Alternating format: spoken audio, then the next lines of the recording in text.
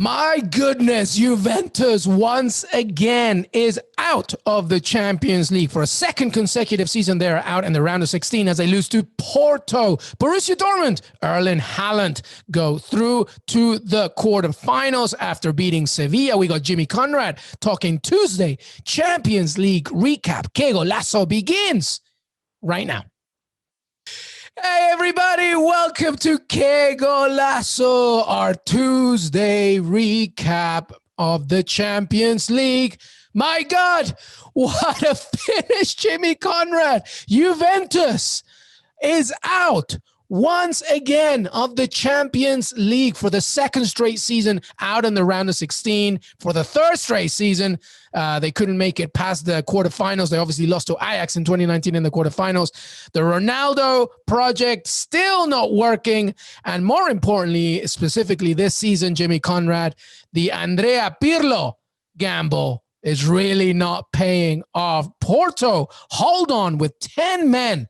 They lose 3-2 on the night, but they win 4-4 in aggregate, due, of course, to the away goals. Jimmy Conrad, reaction as Juventus, Bianconeri is done. My first reaction is to commend Porto. They were so heroic in their performance after they went down to 10 men, and I thought it was a cheap second yellow that the referee gave to Taremi. That's why I'm wearing my referee. Not in solidarity, but almost to spoof these guys. I'm wearing a referee kit now. And to make that type of call, because if everybody that didn't see the game, he got a second yellow for kicking the ball away after the whistle blew. And it was reminiscent of when Robin Van Persie got one against Barcelona 11 years ago. Yeah, good call. For what? It's just, okay, you could warn him. You could warn him, say, hey, listen, if you do that again, it makes so much of an impact on the game. Like, you don't have to make that decision. And the fact that he did was really disappointing.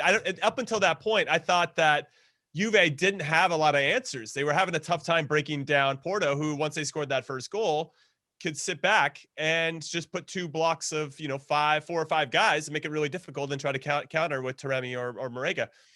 Ronaldo, again, I think Porto's a team he just can't have success against. I think that is written in the stars. He's now lost to them. He didn't lose this game, I guess, per se, but they lost the tie overall. He's not. You can't go against your blood, Jimmy. You can't go against your Portuguese blood. I don't know. I don't even know where to start. I mean, Juve did themselves in. They gifted two goals in the first leg. The penalty that they gave up, there's some argument as to whether a penalty. Demiral should never, ever try to win the ball there.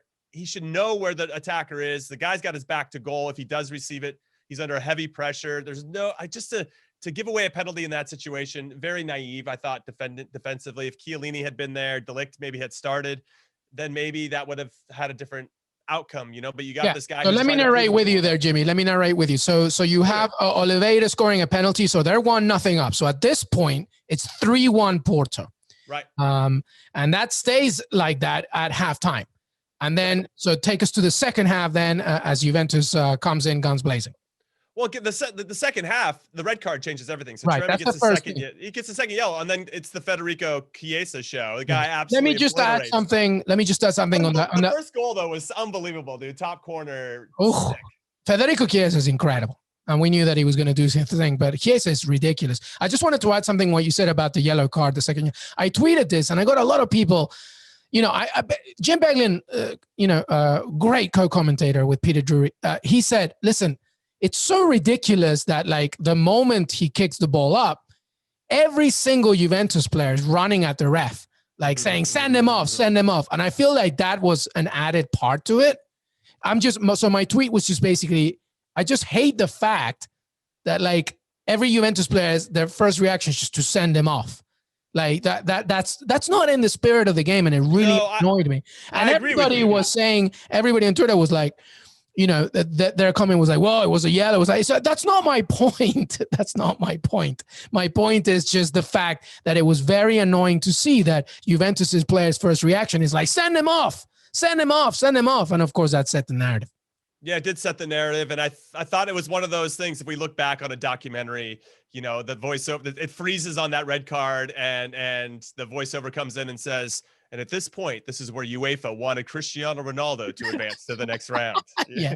No, just was like, Arrested Development, Ron Howard. Yeah, exactly. Like he comes in with the VO. They clearly want Cristiano Ronaldo to get to the next round. I will say there's no defense for that behavior, but I think it's because the high emotion of Taremi getting a yellow card 2 minutes earlier, right? So he got a yellow card for something else. 2 minutes later, he kicks the ball. He's clearly emotional about that. I just feel like with a ref of that experience, he should have said, hey, listen, I get that you're amped up. I understand this is a big game.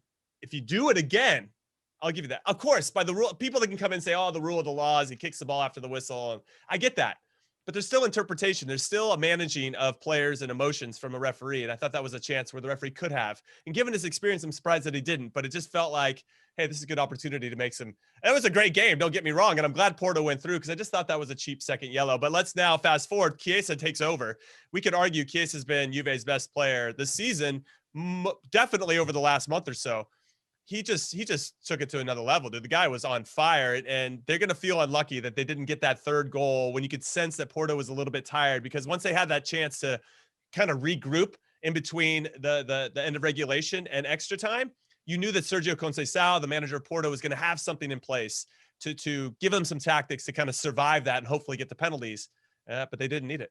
It's just an unbelievable, just hats off, because the conversation is going to be obviously about Juventus, that once again, they don't make it further on into the Champions League. They haven't won it, Jimmy, since 1995, 1996. You know, this is not to the tone of our fellow social media colleague, Tosin McKinley. They're very unserious when it comes to this Champions League tournament. They're just not with it. And I wonder if it's like them also not adapting to the modern style of the game. You know what I mean? I don't see anything dynamic about Juventus. Not in the Champions League. You've said it a lot of times. Serie A is a different kettle of fish. And obviously this season not included because Inter Milan is looking good for it. But the fact that they can't go further, you know, hats off to Porto. Amazing. But you're Juventus, and you have the best player in the Champions League playing for you. You've got Chiesa, who's fantastic. You beefed up your midfield with Arthur, Weston McKennie, Rabiot, Aaron Ramsey's playing well. You know, Matthias de Ligt, right? Meant to be the next best thing. Obviously, he didn't play today, but still, the run up to it, Juan Cuadrado, etc. And you can't still get it done. And then you gambled on a legendary player as your manager with no experience as a manager. What do you expect? What do you expect? And now the Coppa Italia final is really honestly the only thing that you can say.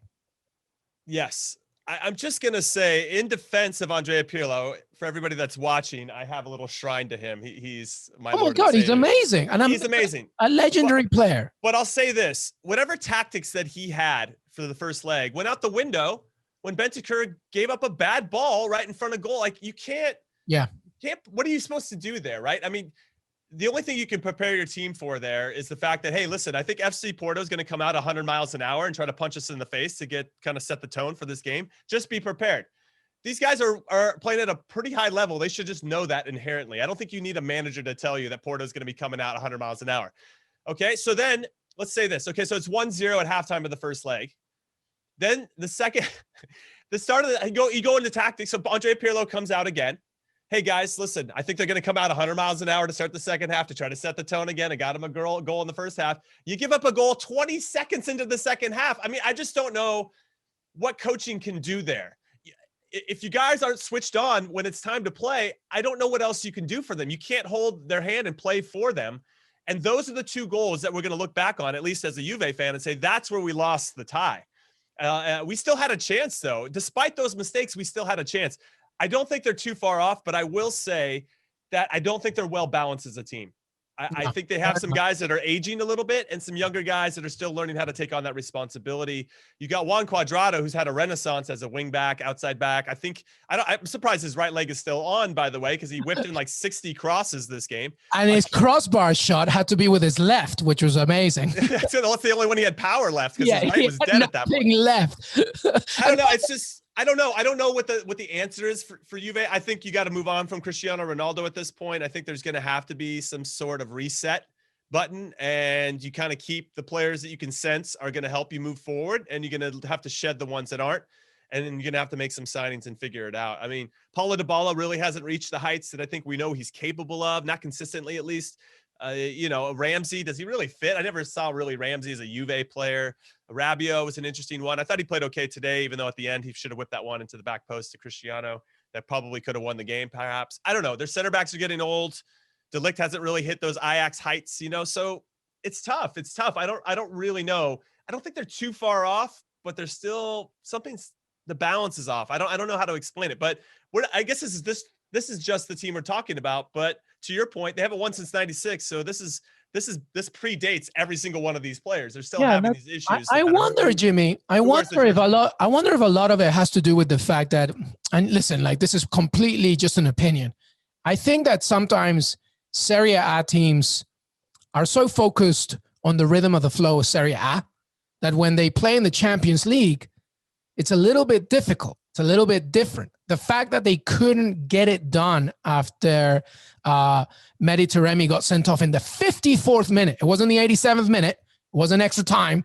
It was the 54th minute, right? Shortly after the beginning of the second half. And you still can't get it done. You have the greatest player of the Champions League with you. You still can't get it done. And sometimes I feel that Serie A clubs are so focused on, maintaining some kind of cultural style rhythm of Serie A that when they play in the Champions League, it's a little bit different. Look at the defending champion, Bayern Munich, who is the ultimate example of the modern game, right? Look at the winners past before that, Liverpool, exactly the same thing with Jurgen Klopp, right? So my point with Juventus is, to your point, is they have to just, when you buy a car and you love it, but after 10 years, you got to kind of like, either buy a new one or modernize it. I feel that that's what's happening with Juventus. You got to kind of like, and maybe they do have to move on beyond Ronaldo because it hasn't happened once again, third straight season, once again. And that's a big deal.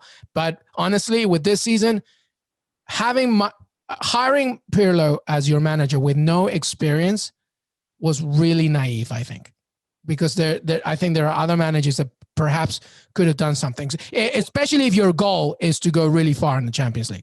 Yeah, I guess to your point with regard to that, Chelsea, to their credit, were like, listen, they learned the lesson. Lampard's a club legend. He just wasn't ready for this gig yet, doesn't have enough experience. We're going to move on to somebody that does. And he's somebody, by the way, that was already managing. That's true, but still not enough, I would say. And then Tuchel comes in, and it's not pretty all the time with Tuchel, but it's effective. And they're getting results, and they're probably going to finish in the top 4. And, and they're probably going to beat Atletico Madrid in the Champions League because Tuchel just finds a way to be very effective. So, and then once they figure it out on both sides of the ball, they're going to be hard to stop that Chelsea team. And we saw that earlier this season. Maybe that's what Juve needed to do. They all right, we're not, Pirlo's not the guy. It's clear that there's still something lacking a little bit. Let's bring in somebody that can. I don't know who you bring in. I guess that would be the next question after that. Maybe Pochettino could have been somebody at that time. I don't know, but yeah, he is lacking. Maybe there are some tactics that are naive, but again, with regard to this tie, he can't play for these guys. And those first 2 goals they gave up in the first leg were just going to be very hard to overcome, especially against a team like Porto that didn't give up a lot of goals. Yeah, absolutely. And just final thing, Porto, well done. And Pepe, 38 years old. Old age and treachery will always beat youth and exuberance. That's a David Mamet quote, and that fits Pepe to a T. Absolutely beautiful. Hey, stay right here, because when we come back, we have Borussia Dortmund going through, as well as they essentially beat Sevilla. Well, no, they do beat Sevilla on full 2. Stay here with myself and Jimmy Conrad. Qué Golazo. We'll be right back. Welcome back, everybody, to Qué Golazo. This is our Tuesday Champions League recap. Jimmy Conrad here, of course. Jimmy, we now discuss, and we're both upset about this. We both discuss now Borussia Dortmund through to the quarterfinals against Sevilla. It was 2-2, super entertaining. Haaland on one side, but Sevilla, thanks to Youssef and Nesri, got 2 goals, one in the 68th minute of penalty, and the 90-minute plus 6 minute of stoppage time, equalizing a great header. But it wasn't enough as Borussia Dortmund go through in a 5-4 aggregate. Jimmy, I wanted Sevilla. You wanted Sevilla. Obviously, we knew how dangerous Borussia Dortmund were, but I feel like Sevilla shot themselves in the foot a little bit. Talk to me about this game. Well, I don't know if they definitely shot themselves in the foot. That goes without saying. Jules Koundé, listen, I love this young center back, 22-year-old, French international. He's going to be a name we talk about for a long time, and I think at some point a big club's going to buy him. But this last month in particular, he's been poor. I'm just going to say it. He's been poor. I'm a former center back. I watch these guys intensely, and he has been poor. And I've been singing his praises throughout this whole season until this last month. I've been kind of a little quiet, wondering when he's going to pick it back up again. Him and Diego Carlos, another center back we've been talking about, also poor. And the results reflect it. He makes a mistake. I thought maybe you could argue Thomas Delaney running in like a madman to run him over. The referee could have called the foul. He didn't. Okay, fair play. And then the goalkeeper slow to react to the through ball, and then Erling Haaland scores the first one, which really sucks, I think, for Sevilla, because for the first 30 minutes, they were in complete control. Complete control. Up until that point, they were in complete control. That was the 35th minute. And that's a shame. They just lack that cutting edge. And I think I'm emotional right now because I hate when I miss my bets, man. I feel a great deal of responsibility when I'm advising people to consider certain things that I know what the hell I'm talking about. And we weren't too far off today, Luis. And it's a shame because Sevilla made some plays and you just can't account for these player mistakes. At some point, I thought Jules Koundé and Diego Carlos are like, these guys are good enough to stack up Erling Haaland and keep him quiet, but yet Erling Haaland finds a way to score 2 goals. So fair play to Erling Haaland. I mean, the guy is ridiculous. There's only been 7 players, by the way, everybody, that have scored more than 4 goals or 4 goals or more in the round of 16 over 2 legs. Okay. And he is now the 7th player on that list. Messi actually is number 1. He scored 6 against Bayer Leverkusen back in the day, which is next level. And actually, let's talk. Leo Messi needs to score 6 against PSG tomorrow to actually help them go through, which is not going to happen. But we wish him the best. It's absolutely incredible. By the way, Haaland has already scored more Champions League goals than Totti, Ronaldinho, Zidane, R9, Adriano, Carlos Tevez, Falcao, Lukaku. He's only 20 years old. This is a tremendous player, the youngest player ever to score 20 Champions League goals. Not enough to talk about him. Of course, he's incredible. We all know this. He's amazing. And the thing is, though, Jimmy, in this game, we thought that, listen, Haaland was going to do his thing, no doubt. But we thought Sevilla were going to be a little bit more compact, a little bit more aggressive, and they were going to win this game. But Borussia Dortmund is still going through.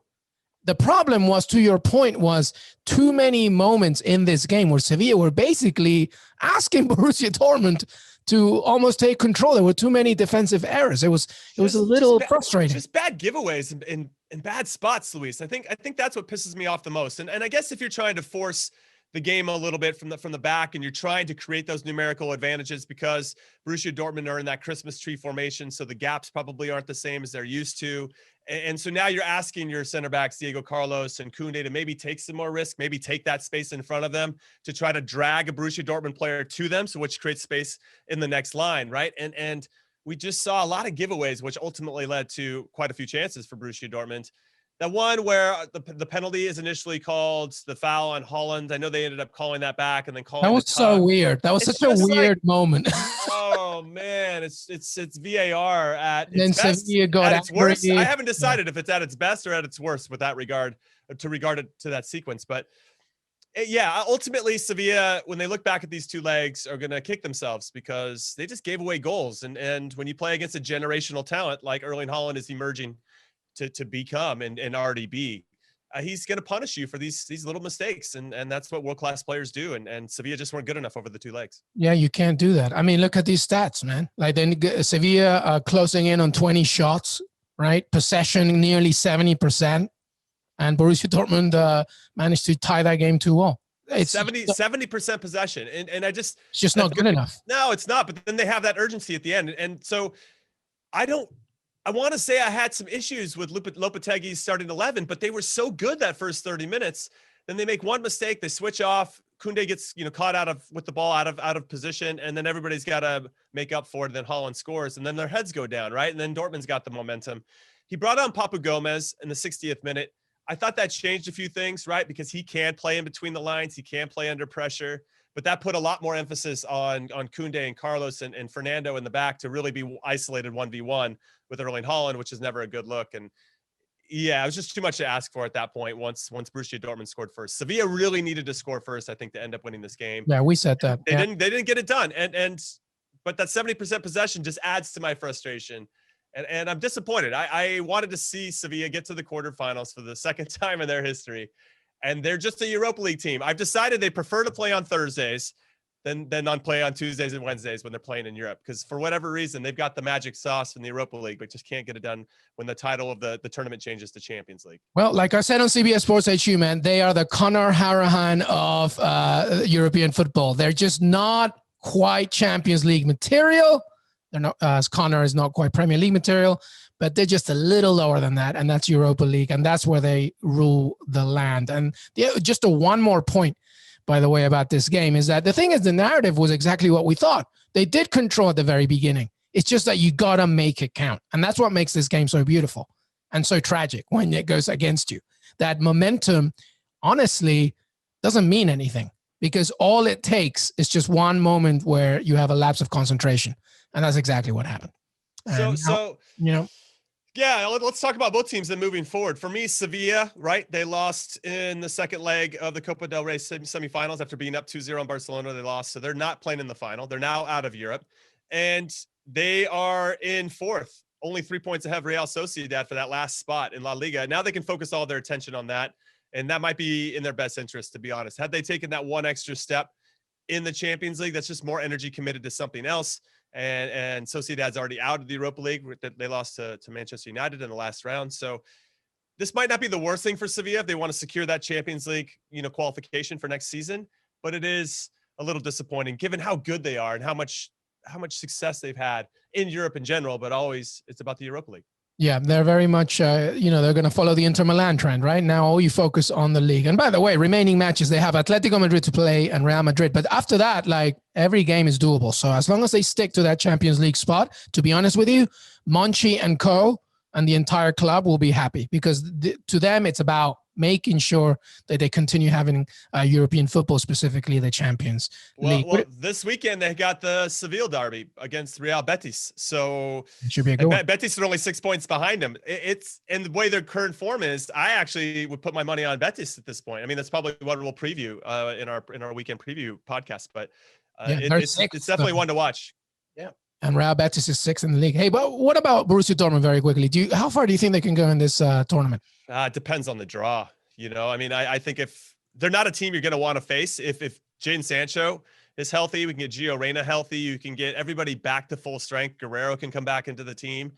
They're not a team you're going to want to face. With Haaland, anything's possible, right? Exactly. And so I don't know if they're going to win the competition. I think at some point you're going to run into a team that knows how to stack up Haaland accordingly, or at least not allow him to get the balls in spots that he likes to get and to be able to run at a back four, which is where he's most dangerous. I mean, the guy can run, and his movement when he plays and moves is incredible. It's really incredible. And he runs with such purpose, right? He's going to get it and he runs like he knows he's going to get it back. Yeah. And it's really hard to defend if somebody's playing like that and they already have ideas after they've played the ball. And at that point, as a defender, you're reacting. And when you're trying to react to a striker who's that strong and fast and purposeful, you mentioned it on HQ. He has shades of R9 Ronaldo. He really does. I've played against R9 Ronaldo, so I can speak to it a little bit. What a line, by the way. Oh, my God. Thank you very much. Yeah, it was. It's an incredible experience, and I probably learned more in those 90 minutes than at any other 90 minutes in my whole entire life. I mean, that was a masterclass I got exposed to. Of course, he's got Zidane playing him the ball and Roberto Carlos whipping him in and David Beckham from the other side and Raul dragging you into spots so R9 can run behind you. Incredible, right? But his strength and pace and his purpose when he plays and moves, I've never seen anything like it. And I've played against some world-class players, Miroslav Klose, Hernan Crespo, the list goes on and on and on. So he reminds me of that. I see a little bit of that. I'm not going to anoint him as R9 Ronaldo just yet. He's going to be Erling Haaland, his whatever version he is of himself. But we're seeing shades of somebody that is going to be very special, and I can't say enough about him. Yeah, no, there's traits of it. That's why I said it. I totally agree. There's total traits of it. Bottom line, he's unplayable. There's no solution to it. When he's on, just get out the way. It's just very difficult. So it's going to be very interesting, as you mentioned, who they get in the draw. But that's it. That's our show today. Jimmy Conrad, obviously, will be back as well we already taped our preview for Wednesday, but also the recaps, weekend preview, etc. Jimmy Conrad, always a pleasure, my friend. Always a pleasure. And I love these weeks. I feel like I talk to you more than anybody else in my life over this. Like, my wife's like, who's this Luis Miguel Echegaray guy? Like, don't worry about it. Don't worry about it. You're like my mistress. I'm your guma. Jimmy, thanks a lot, brother. Thank you, Luis. Hey, everybody. I want to thank Jimmy Conrad for joining me today. Don't forget to follow us on Twitter, Qué Golazo Pod, and send us questions. We also have there, if you go to Apple Podcasts, Spotify, or Stitcher, or even CBSSports.com, we already have our Wednesday Champions League preview. We have a great interview with Martin Braithwaite. We have so much content, so make sure that you follow us, leave a comment, and help us grow and grow. Send us tweets, send us questions. We love to hear from you. Have a great, great evening, and see you next time.